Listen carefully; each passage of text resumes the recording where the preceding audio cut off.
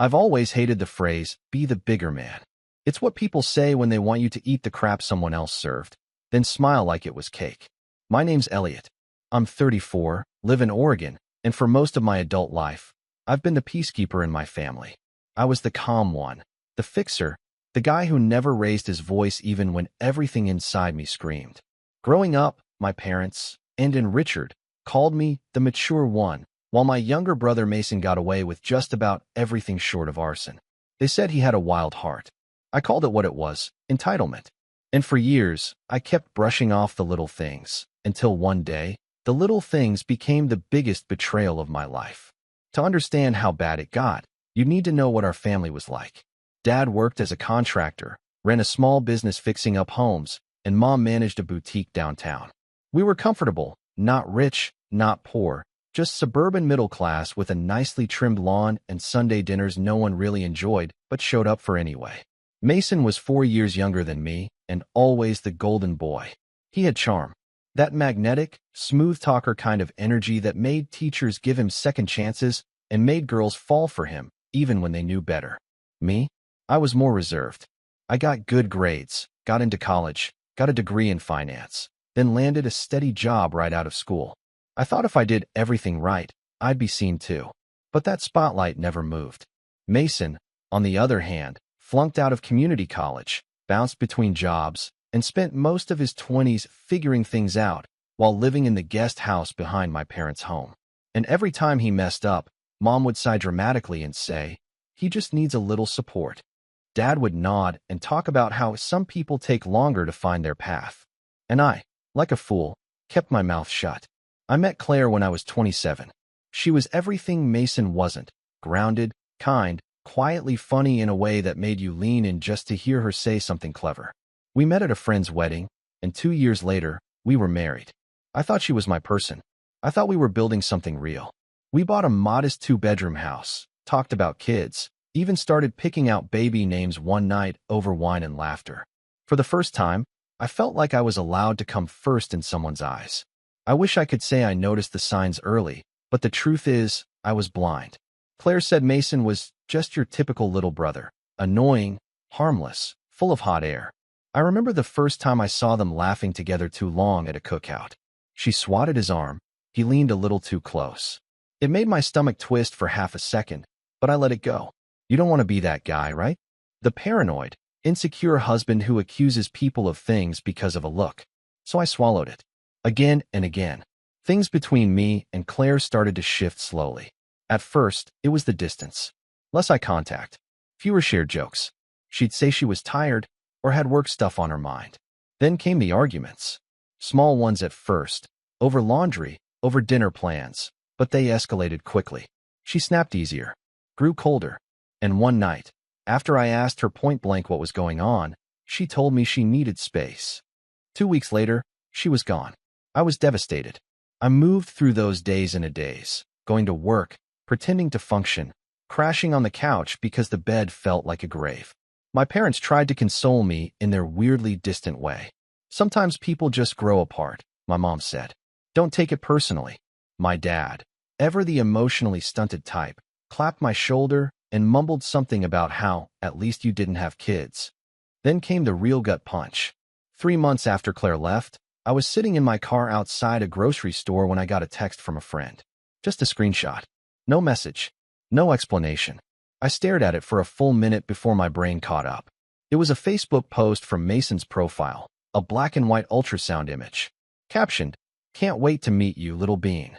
A string of heart emojis followed. And Claire's profile was tagged. My heart didn't drop. It detonated. I didn't respond to the text. I didn't drive home. I just sat there, gripping the steering wheel until my knuckles turned white. My ex-wife. My little brother. A baby. Suddenly, everything made sense. The laughter. The distance. The timing of her leaving. I'd been played for a fool, by both of them. And the worst part? No one told me. No one had the decency to say a word. That night, I confronted my parents. I didn't scream. I didn't cry. I just asked, "Did you know?" And they didn't even try to deny it. My mom bit her lip and nodded. "We wanted to tell you, Elliot, but you were in such a fragile place." My dad, arms crossed, added, "What good would it have done to rub salt in the wound?" Salt in the wound. I stood there in their living room, every childhood memory collapsing like a house of cards. You knew he got my wife pregnant, and you let me find out on Facebook? Mom sighed. That tired, performative sigh she always gave when she wanted to make it about her. You have to understand, it wasn't ideal. But they're young. They made a mistake. They're trying to do the right thing now. And we were hoping, maybe, you could find it in your heart to be the bigger man. The bigger man. That phrase again. I didn't say much after that. Just walked out, got in my car, and drove aimlessly for hours until I ended up at a cheap motel with flickering lights and paper-thin walls. I laid on the bed, fully clothed, staring at the ceiling. My mind was racing, not just with betrayal, but with something sharper, clarity. Mason and Claire didn't just betray me.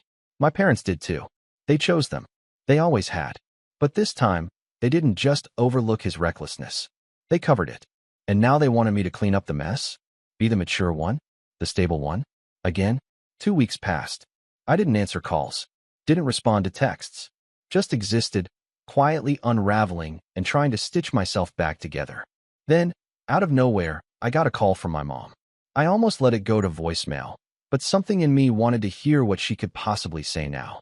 Elliot, she began, her voice syrupy, too sweet. I hope you're feeling better. We've been talking, and, well, Claire and Mason are struggling a bit. It's hard getting ready for a baby when you're just starting out. They don't have the resources you do. I stayed silent. She continued. Your father and I thought, it might be a beautiful gesture if you help them. Maybe help them buy a house. Something small, nothing fancy. Just a way to show you've truly forgiven them. My breath caught in my throat. I stared at the phone in disbelief. You want me to buy them a house?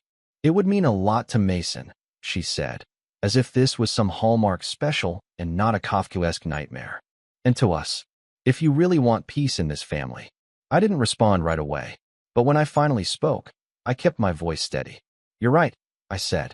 That sounds fair. Mom exhaled, relieved. Oh, honey, I knew you'd come around. I hung up the phone and started planning what they never saw coming. I didn't sleep that night. Not because I was angry. I'd passed that stage. Anger was loud, chaotic. What I felt now was cold, quiet, calculated. A kind of stillness that only comes after something inside you dies. I sat on the edge of my motel bed, staring at a blank notepad, turning over their words in my head like stones in a stream. If you really forgave him, you'd buy them a house. That sentence kept echoing. Not because it hurt anymore, but because it was so absurd it had to be real.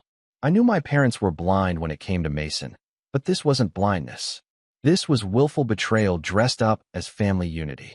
And now, for the first time in my life, I stopped trying to fix it. I started documenting everything. I wrote down the dates, the conversations, the phone call, the ultrasound post, every little moment that had felt off over the years, like puzzle pieces that finally snapped into place. I wasn't sure what I was building yet, but I knew I needed all the pieces in front of me. Not because I wanted revenge yet, but because I needed proof. Not for them, for me. Proof that I wasn't crazy, that I didn't imagine the favoritism, the manipulation, the complete disregard for my dignity. 3 days after the call, my dad texted me a photo of a small house listing. A 3-bed, 2-bath fixer-upper in a neighborhood not far from their place. Something like this would be perfect for them, he wrote, followed by a thumbs-up emoji. I didn't respond. 2 hours later, my mom followed up with a voice note, her voice chipper and upbeat. Mason and Claire loved the one we sent. It needs some love, but your father said you could probably handle the reno costs too, right? Oh, and you'll want to act fast. The market's moving quickly. No mention of asking me if I wanted to do this. No thank you. No apology. Just a casual assumption that I'd fork over tens of thousands of dollars so the people who shattered my life could play house. That's when I realized something. In their minds, I wasn't a person. I was a resource. Mason finally reached out a few days later. He texted me a selfie. Him and Claire in front of a baby store, grinning like high schoolers. Caption, getting closer to the big day. Hope you're doing good, man. Let's catch up soon. I stared at it for a long time. I didn't reply, but I saved it. I didn't want to be around anyone. I stopped going into the office, worked from the motel or coffee shops nearby. My coworkers knew something was off, but I didn't say much. Just that I was dealing with family stuff. I could see it in their eyes, Sympathy mixed with that awkwardness people feel when they want to help, but know better than to ask. Weeks passed, then a month, and slowly, my parents stopped trying to act like it was all okay. The tone changed. My dad called me one night while I was reviewing house prices online. Not for Mason, but for something else. Something mine. "You're making this harder than it needs to be," he said, his voice low and frustrated. "Mason's starting a family. Claire's pregnant. What happened between you? It's ancient history. You need to grow up and move on." I remember gripping the phone and closing my eyes. "He got my wife pregnant," I said, "while we were still married." Dad was silent for a beat. Then, "And you think you're the only one who's ever been hurt? You think Mason didn't struggle with guilt? You think Claire didn't cry herself to sleep over this? They're trying, Elliot. They're making it right. But you? You're just sitting in some motel, licking your wounds like a child." That was the first time I felt something new. Disgust. Not just at Mason, but at my father. At the man who used to tell me that hard work and loyalty meant something. At the man who said families should always stick together. What he really meant was, as long as it's convenient. I didn't answer him. I just hung up. That week, my parents invited me to dinner. I wasn't planning to go, but something in me shifted. I wanted to see them. See their faces when they talked about Mason and Claire. See how they danced around the betrayal like it didn't matter. So I showed up. I wore a clean shirt, combed my hair, even brought a bottle of wine. Mom greeted me like nothing had happened. "You look great, honey," she beamed, pulling me into a hug. Dad gave me a firm handshake and nodded, like we were old business partners finally settling a deal. Dinner was surreal. Claire wasn't there, thankfully. Just the three of us. Roast chicken, potatoes, some salad that tasted like guilt. They talked about the weather, about renovations at the boutique, about how Mason was finally growing up. I sat there, sipping wine, nodding like a stranger who wandered into the wrong house. Then my mom brought out a folder. "I know it's a bit soon," she said, sliding it across the table, "but this is the paperwork for the house. We thought we could put it in your name at first, then transfer it to theirs later once they're stable. That way, it's more secure for the loan. Your father can help co-sign if needed." I stared at the folder, then looked up at her. "You already applied for the loan?" She gave a nervous smile. "We pre-filled a few things, just to get the ball rolling." My dad leaned forward. "This is what families do, Elliot. We help each other." I slowly pushed the folder back toward them. "And when exactly were you going to ask me?" Dad's jaw tightened. "You agreed, Elliot." I said it sounded fair, I said. "That doesn't mean I was serious." The air went still. Mom's face fell. Dad clenched his fists. "You said you'd do it," she said quietly. "You promised." I said what you wanted to hear. I replied, my voice flat. "Because I wanted to see how far you'd take this."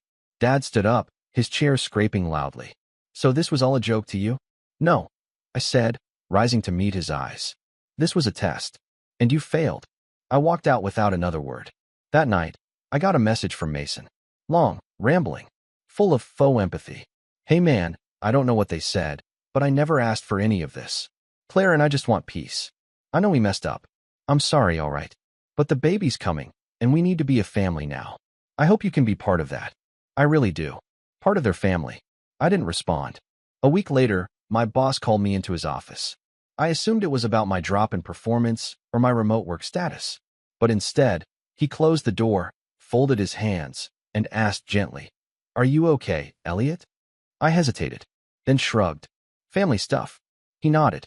"You don't have to tell me everything. But whatever it is, it's bleeding into everything else.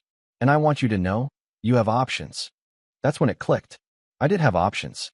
They thought they could corner me, that they could pressure me into paying for their perfect little family unit and call it closure. But what they didn't realize is, I'd been preparing for something else. Every condescending message, every passive-aggressive guilt trip, every moment of emotional blackmail, it was fuel. And now, I had a plan. A quiet, careful, patient plan. All I had to do was wait for the right moment. And when it came, they'd never see it coming. After I walked out of that dinner, the one where my parents casually handed me a real estate folder like it was a birthday card, I didn't go back to the motel. I didn't go home either. I drove. No destination. Just highways and empty roads. The hum of the engine and the blur of headlights became the only things that made sense. I needed distance. From them. From everything. I must have driven for 6 hours, crossing state lines before I even realized I'd done it. I pulled into a rest stop somewhere in Northern California just before sunrise. The parking lot was empty, the vending machines buzzing in that weird, fluorescent silence. I sat on a bench, sipping a stale cup of coffee from a machine that tasted like burnt pennies, and I felt it. Rock bottom. I wasn't just grieving Claire anymore, or Mason, or my parents. I was grieving the version of myself that thought doing the right thing meant everything would eventually work out. That if I was steady, kind, and loyal, people would treat me the same. That lie was gone now. And in its place, nothing. Just this hollow ache and a long, stretching silence. For the next 2 weeks, I barely spoke to anyone. I used some PTO, turned off notifications, and let the world forget about me. I rented a cheap Airbnb in a quiet town by the coast, a single-room cottage behind an older woman's house. Her name was Edith. She had a white cat named Franklin and a husband who played violin at night in the living room while she hummed. She didn't ask many questions, just told me the key was under the frog statue and left a loaf of banana bread on the table. That place saved me. Not all at once. At first, I just slept. 12, 13 hours at a time. Then I walked. Long walks along the cliffs and beaches. I deleted social media. I started writing. Not anything structured, just thoughts scattered like leaves on a page. Regret, anger, guilt. I wrote letters I never sent. One to Claire, one to Mason, one to my parents. They weren't for them. They were for me. I needed to get it out, to say what I'd swallowed for years. And then, slowly, I began to think about the future. What I wanted. Not what people needed from me. Not what I was supposed to do. What I actually wanted. The thought scared me. Because for so long, my identity had been wrapped in being the stable one. The fixer. The older brother who didn't complain. The son who said yes. But what if I said no? What if I built something just for me? One evening, as I sat on the porch watching Franklin stalk a moth with all the intensity of a lion, Edith came out and handed me a cup of tea. She sat beside me, both of us watching the cat. "You're not from around here," she said gently. "But you've got the look of someone who's been carrying other people's weight for too long." I gave a half smile. "That obvious?" She shrugged. "Only to people who've done it." I didn't tell her everything, but I told her enough. About the betrayal, the pressure, the absurdity of being asked to fund someone else's happy ending. She listened quietly. Then she said something that stayed with me. "Sometimes, when people see you as reliable, they forget you're human. They turn you into a ladder. Something to climb. But ladders break, Elliot. And when they do, no one checks if they're okay. They just find a new one." That night, I decided I wouldn't be a ladder anymore.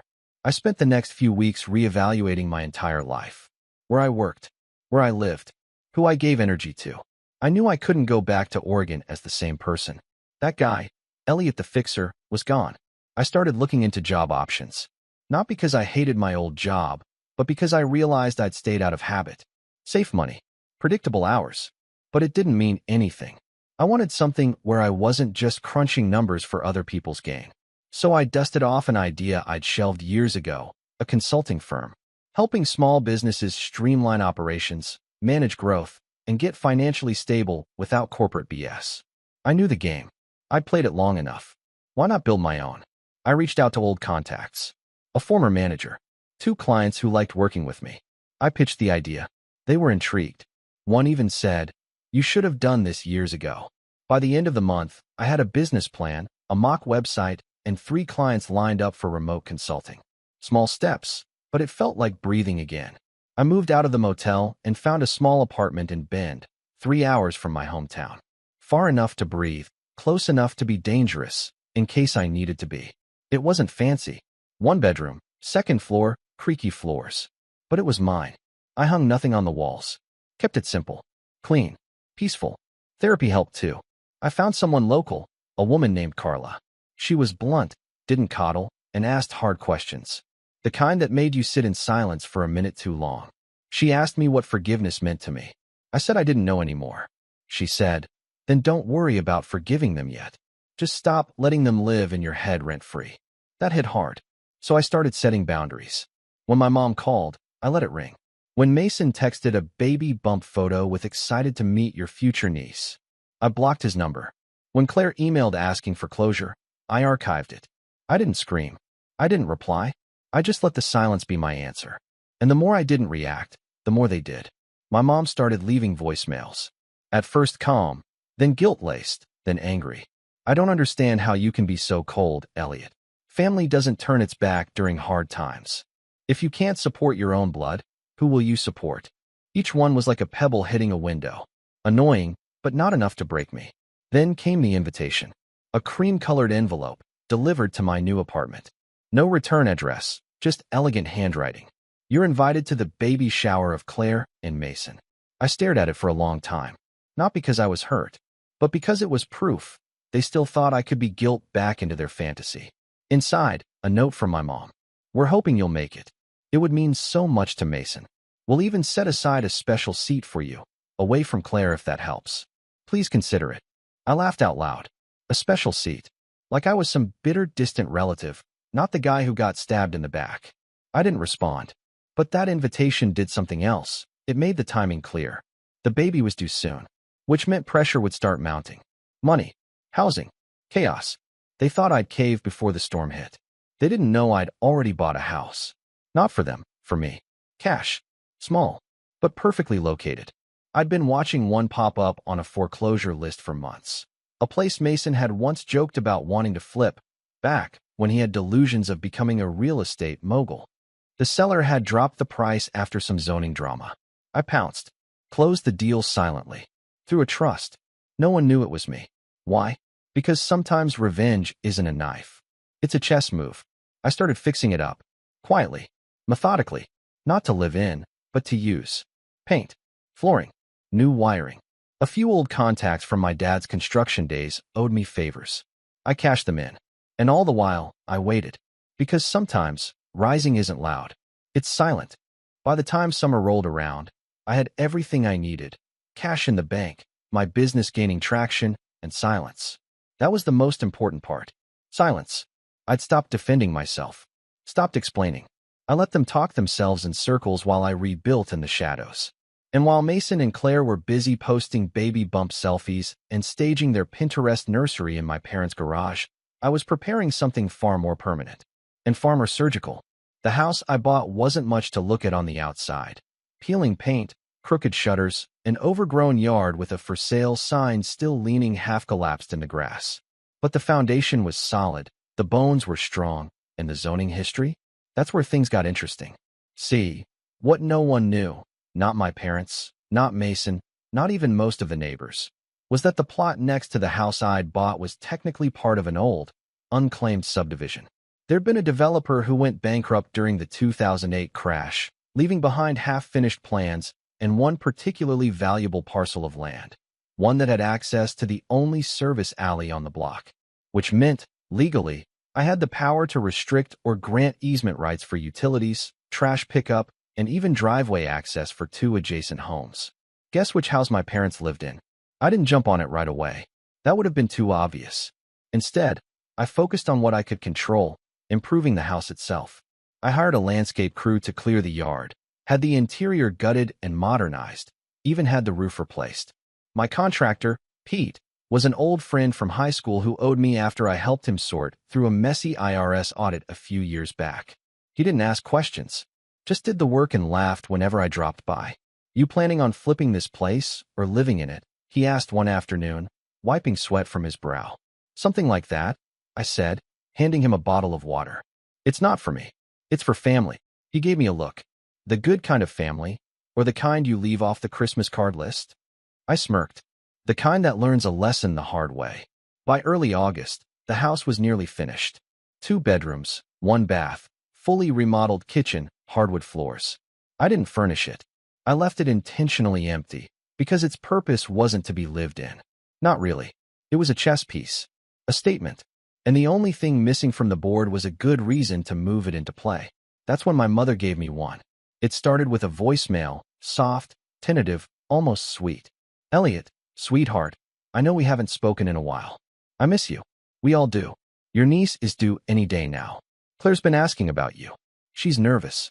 I know things have been messy, but maybe it's time. Maybe we can all start fresh. Come home. It was manipulative, of course. A thinly veiled ploy. But it gave me an idea. I waited a day, then called her back. I kept my voice neutral. Calm. Mom, I said, I've been thinking a lot lately. And you're right. Maybe it is time. She practically gasped with relief. Oh, honey, thank you. Mason will be so glad. And Claire, I want to help, I interrupted. But not just financially. I want to be involved. If I'm going to be part of this family again, I need to feel like it's equal. Like I have a real role. There was a pause. Then, carefully, of course. Of course you do. I baited the hook. Over the next week, I began to play a careful game. I visited them. Showed up with gifts, baby onesies, diapers, even a high-end stroller I knew Claire would drool over. Mason looked wary, but my parents were thrilled. They called it healing. Said I was finally stepping into my uncle role. They didn't realize I was studying them, observing how much space they had, how many arguments happened behind the scenes. The pressure of an impending newborn was clearly cracking their perfect image. One night after dinner, Mason pulled me aside. We stood on the back porch, crickets chirping, a cheap citronella candle burning low. Look, man, he started, rubbing the back of his neck. I know things got messed up, and I know I should have said something sooner. But I never meant to hurt you. I stayed quiet. He glanced at me. Claire, she never planned for it to happen either. It just did. I know that sounds lame, but you love her? I asked. He hesitated. Yeah, I do. I nodded. Then be ready to prove it. He blinked. What do you mean? I didn't answer. Just patted his shoulder and walked back inside. Because here's the thing. I wasn't interested in an apology. I wasn't interested in fake forgiveness or half-truths. I wanted consequences, not out of spite, but because it was the only language any of them ever understood.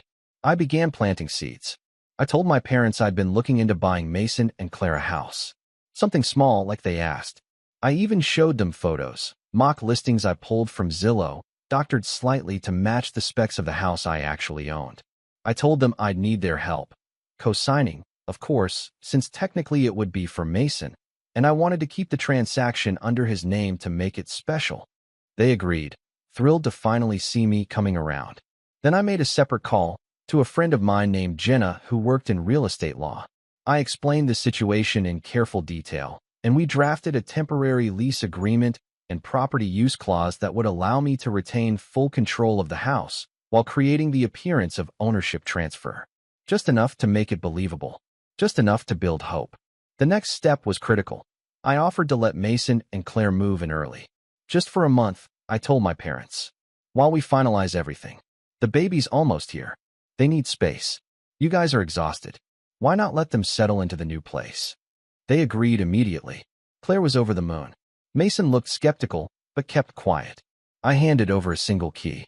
I even helped them move in, hauling boxes, setting up the crib, installing shelves in the kitchen. Claire cried when she saw the backyard. Said it was perfect. And for a week, it was. They thought they'd won. My parents beamed. This is what family's about, my mom said during a celebratory dinner. Putting the past behind us. I smiled. Sure is.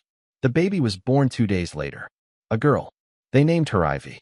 My mom sent me a photo. Mason holding her, red-faced and squirming, Claire smiling beside him. My dad captioned it. You're an uncle now. Officially. And that's when I made the call. Back to Jenna. File it, I said. Every clause. Every hold. Every restriction. Because the house wasn't a gift. It was a trap. Over the next 2 weeks, I did what I'd been quietly preparing for. I transferred the trust ownership to a shell LLC I controlled. I revoked any implied lease rights. I installed security cameras.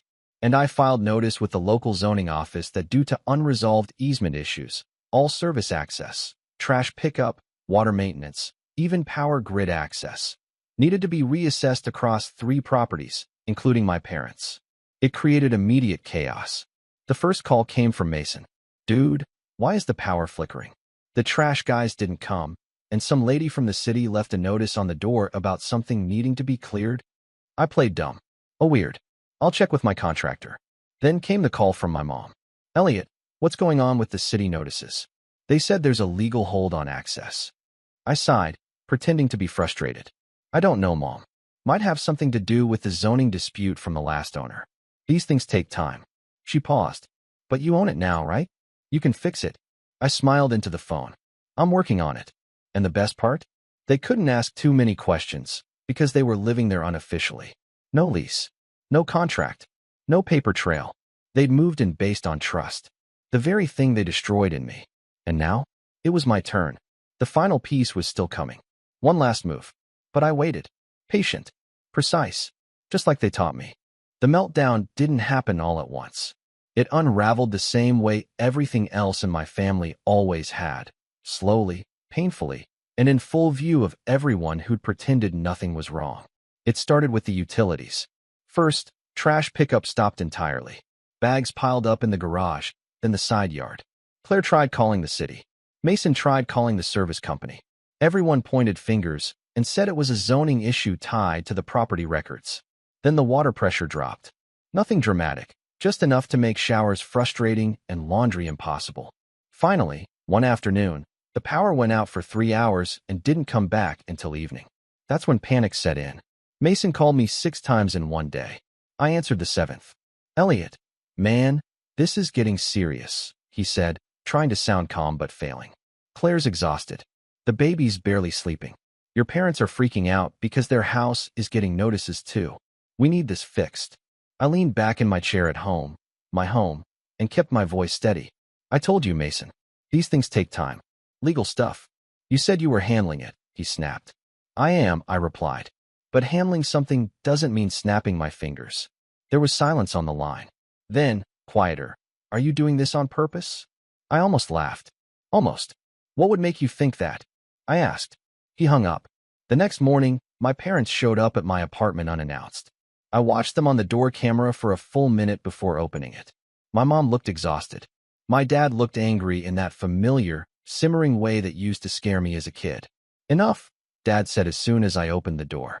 "We need answers. Now." I stepped aside and let them in. They sat at my kitchen table, the same table where I'd eaten dinner alone for months, rebuilding myself piece by piece. My mom clasped her hands tightly. "Elliot," she said, voice trembling, "this has gone too far. The baby can't live like this. Claire's crying all the time. Mason hasn't slept in days. If there's something you're not telling us." "There is," I said calmly. Both of them froze. I reached into a folder I'd prepared weeks earlier and slid it across the table. Not aggressively, not dramatically, just deliberately. "What's this?" my dad asked. "Property records," I said. "Zoning documents. Trust ownership. Easement rights. Everything you didn't bother asking about when you assumed I'd buy a house for your favorite son." My mom flipped through the pages, her face draining of color with each one. "You don't own the house," she whispered. "Not really." "I do," I corrected. "Just not in the way you assumed. I never transferred ownership. I never promised to. And I never signed anything giving Mason or Claire tenancy rights." Dad slammed his hand on the table. "You tricked us." "No," I said evenly. "You tricked yourselves. I just stopped correcting you." Silence filled the room. Thick. Heavy. My mom's eyes welled up. "Why would you do this to us?" I leaned forward. "You asked me to buy a house for the man who got my wife pregnant.